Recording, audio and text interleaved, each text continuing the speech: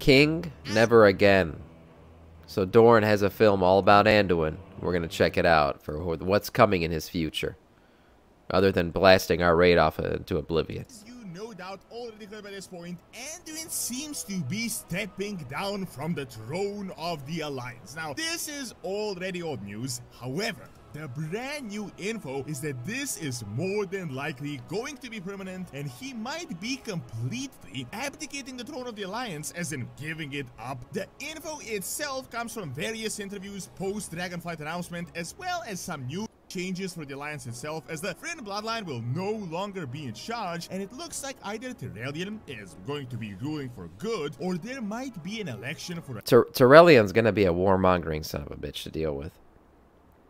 Tyrellian's very fanatical, so I'm worried about what he's gonna do. New leader of the Alliance. How will this affect the faction and the entire Warcraft in the future?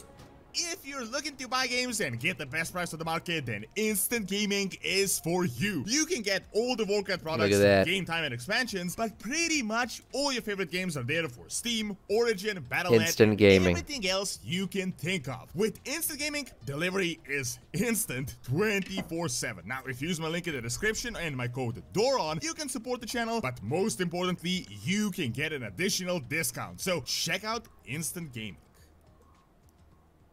There you go. Check it out. Use his Previously, link. I've already made a similar video where we discussed the conversation we got in the aftermath of the story of 9.2 after the defeat of the Jailer, where we got a bit of dialogue between Anduin and Greymane that talked about Anduin taking a break from ruling while leaving Tyrellian and Greymane in charge, but the conversation itself strongly hinted that this is literally just a temporary break, as Gen told him to just take some time you need, but please come back when you're ready, and that really seemed to be the state of things. Like, he's going to Gen has kind of taken off that fatherly figure for Anduin. He's taken that role on, and I don't know if you guys remember, but he's trying to get him married as well. He's been telling him, like, you need to find a wife, this and that. I forgot who he was hinting at the last time that they talked. Him and Anduin talked about that subject, but he's kind of taken on more of the father figure role, and he wants to see Anduin return as king. Whereas Tyrellian, I'm not sure if Tyrellian wants to give up the throne after he's gotten it. Tyrellian's kind of, I mean, well, the guy's been in 1,000 years war or whatever, so maybe he's a little bit off the hinge, right?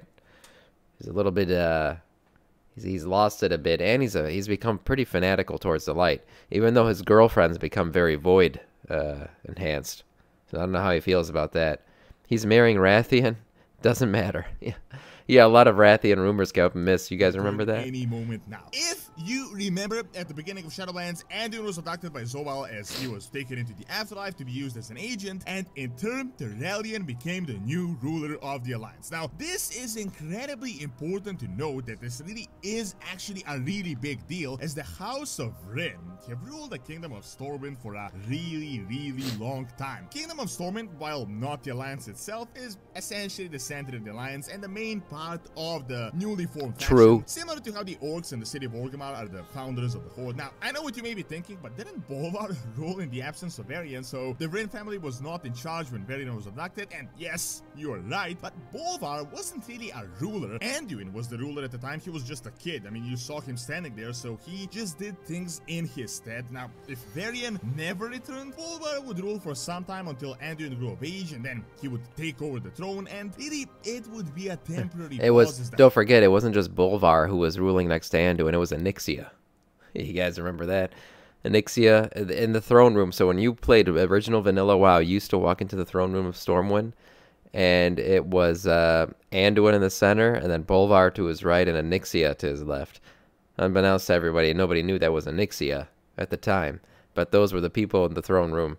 While Anduin was a kid, and Varian at the time was away fighting as a gladiator on the Horde side, and the Horde didn't even know he was Varian, and Varian himself didn't know he was Varian. He was known as Logarsh, I believe, at that time, and that was like his split personality, right? He had been washed up ashore, had no memory of who he was, and it wasn't until he finally made his way back that he retook the throne. Some people are all mad that he might be getting together with Rathian because of the whole hair issue. But this is WoW. One of them can just become a girl from 9 months at the barbershop solutions. Oh God. Oh yeah. Yeah. Oh, I get the there is a running joke about him and Rathian, obviously. I don't think that's gonna happen. I don't know how you can humans and dragons get together? I don't know if that's ever happened in the lore. Interesting thought. House of Rin will just continue to rule the alliance. However, in this case, there is no little Rando in kid life. Rin. Now, Terrellian is literally just ruling the alliance itself. Until this point, he was a regent, but it seems like he might just become an actual High King. Like, he might actually be crowned. Previously, in the story at the end of 9.2, we believed that this was really just a temporary thing until Anduin could wrap up a few things in the Shadowlands, and then he would return. But it looks like all the things are hinting that this is Chromie has had several human. Are you just trolling me, Miggity?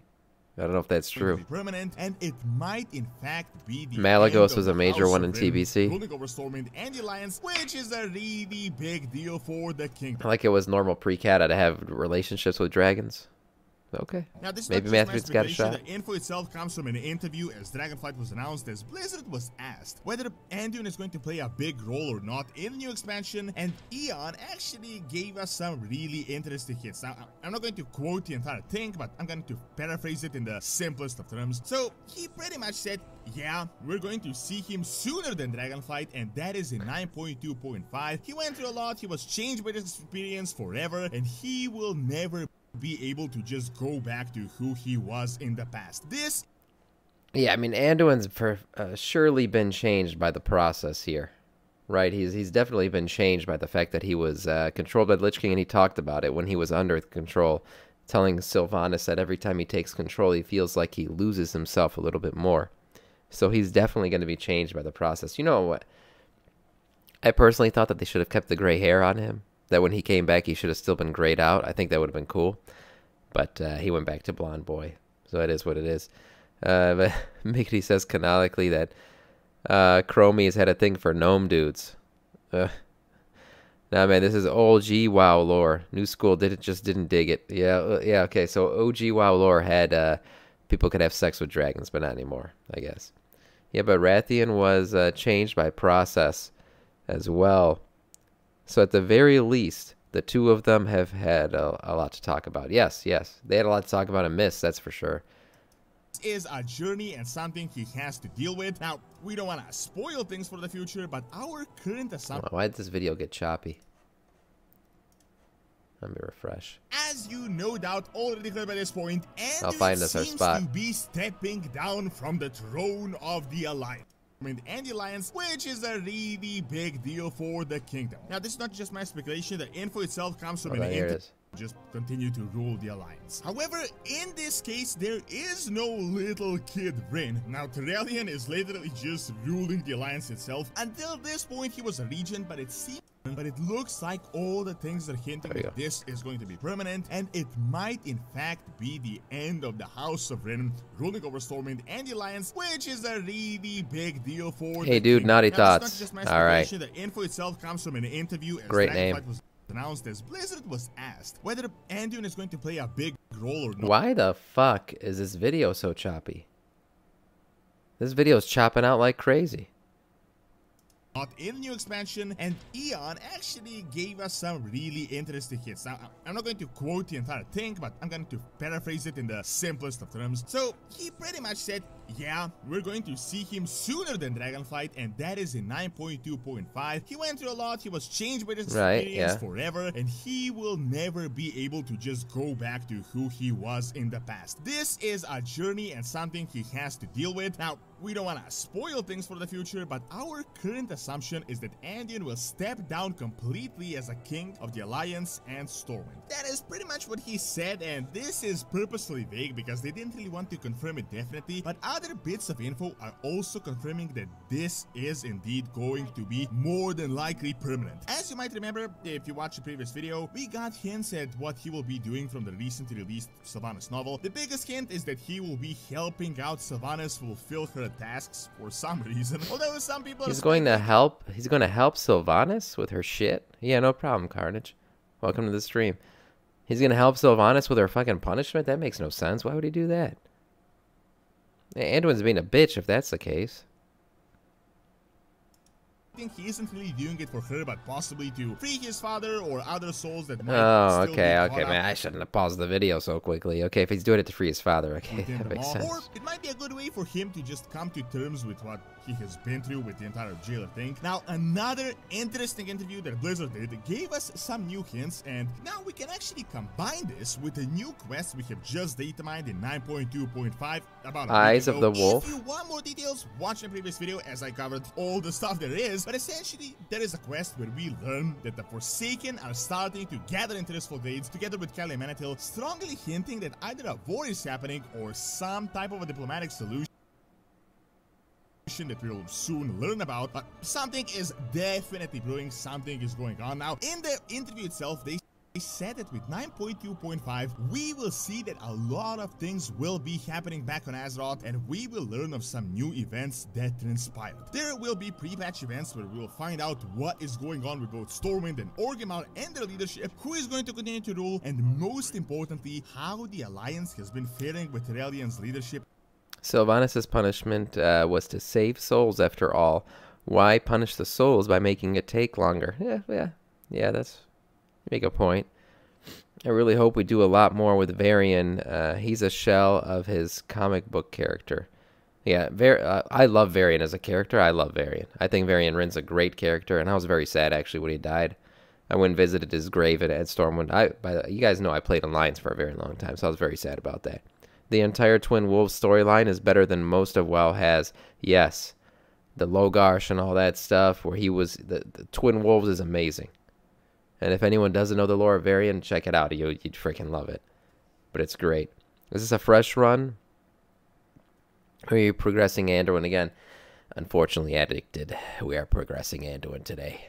We're going to get him down, though. At the helm, and what has been different since then. Now, I don't want to repeat Yeah, myself game, with yeah. the entire Tyrellian band, war coming, light coming, yada yada. You heard about this theory a dozen times at least by this point, but I can't say that it is far from the truth, as there might actually be some type of potential with that. There is quite a lot of substance with this theory. You gotta keep in mind, Tyrellian is actually of Lord of Nobility. He was born as Lord of Nobility, and he is ruling over a southern kingdom on the completely opposite side of the continent. I mean, sure, he is a hero of the old Alliance and greatly respected overall by all the people, but after all, he has nothing to do with the House of Rin or Stormwind or their tradition, realistically. On top of all of that, he is at the same time the leader of the light as a force, as a significant cosmological force. This constantly brings up that famous quote that the Golden One claims the vacant throne, the crown of light will bring only darkness. This Oh quote shit, I forgot itself, about that. it is kind of getting cheesy, and it is constantly relevant, and really it strongly indicates that he will do something bad, that he will bring some type of darkness. The crown of light will bring darkness. Could this indicate the exact same scenario that happened with Troll and Garrosh, where Troll